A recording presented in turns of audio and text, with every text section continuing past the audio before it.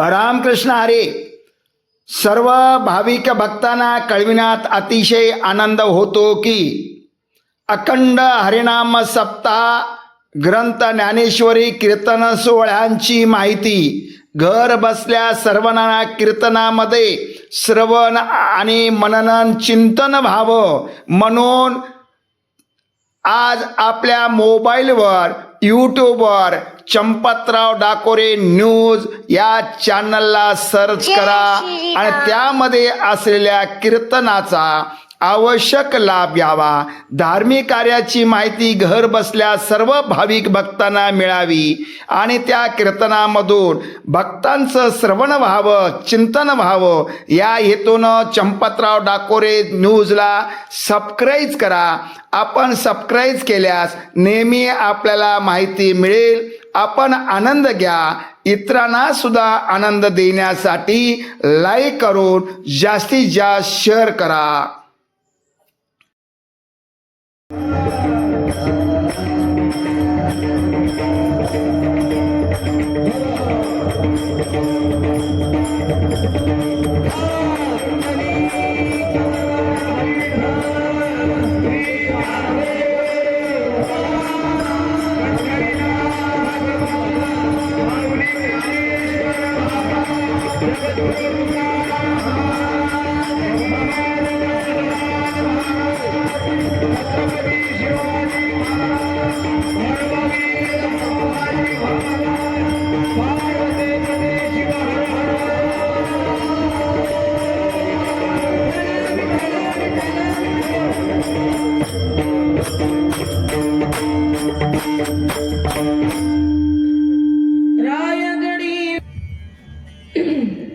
थोडक्यात सांगायचं झालं तर आम्ही भाग्यवान आहोत.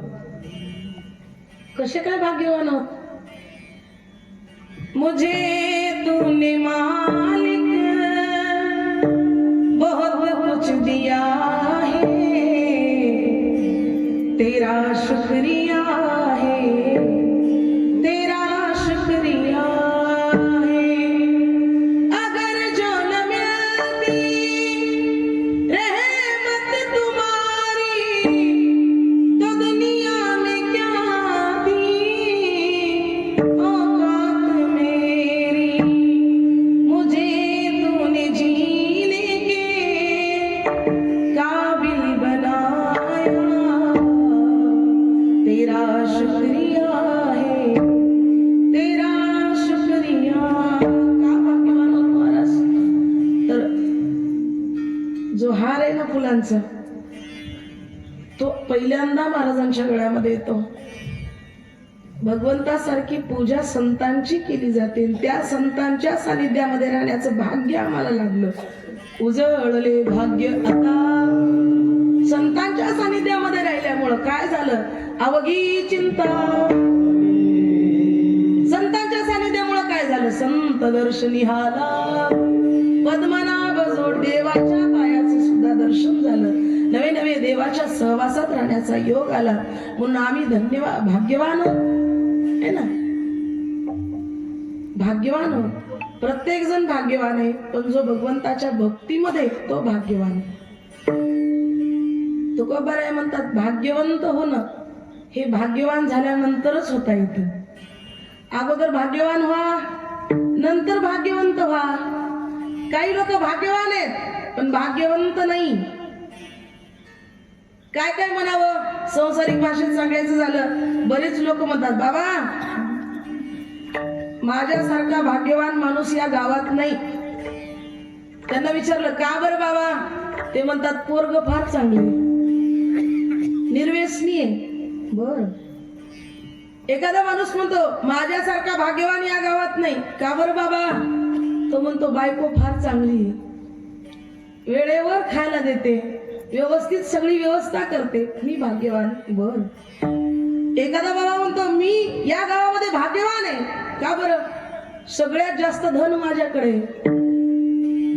तो गोपाराय म्हणतात भाग्यवान शब्दाचा अर्थ पाहताना, भाग्यवंत शब्दाचा अर्थ पाहताना, भाग्य या नावाचा अर्थ पाहताना बायको चांगली मिळाली म्हणजे भाग्यवान नाही, पोरग चांगलं निघालं म्हणजे भाग्यवान नाही, भरपूर धनसंपत्ती आहे म्हणजे भाग्य तुकोबारायचं प्रमाण आहे एका ठिकाणी. तुका माने भाग्य यावे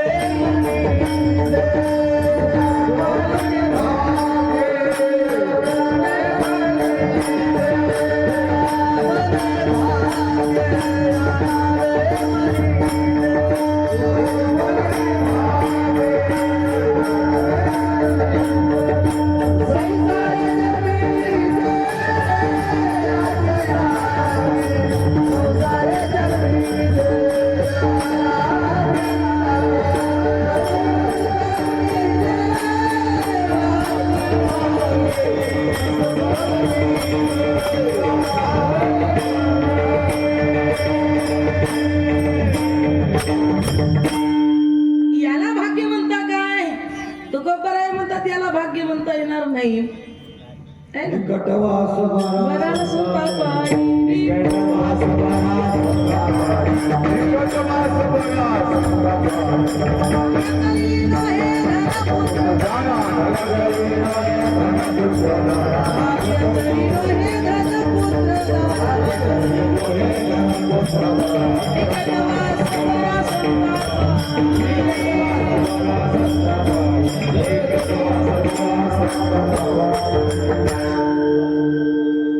अगदी योग्य.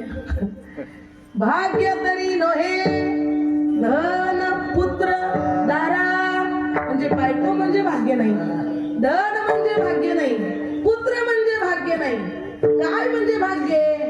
निकटवास बरा संता पायी संतांच्या सहवासामध्ये जो राहतो ना त्याला म्हणा भाग्य. याच्याकरता भाग्यवान तुकोबाराय म्हणतात तो भाग्यवान आहे जो संतांच्या सानिध्यामध्ये येतो.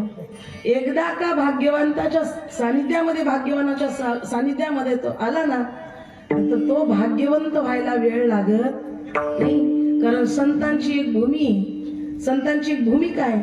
आपणा सारिके प्रति तात्काळ नाही काळ वेळ. संतांची खासियत आहे जे देवाला कळत नाही ते संतांना कळतं. लक्षात असू द्या.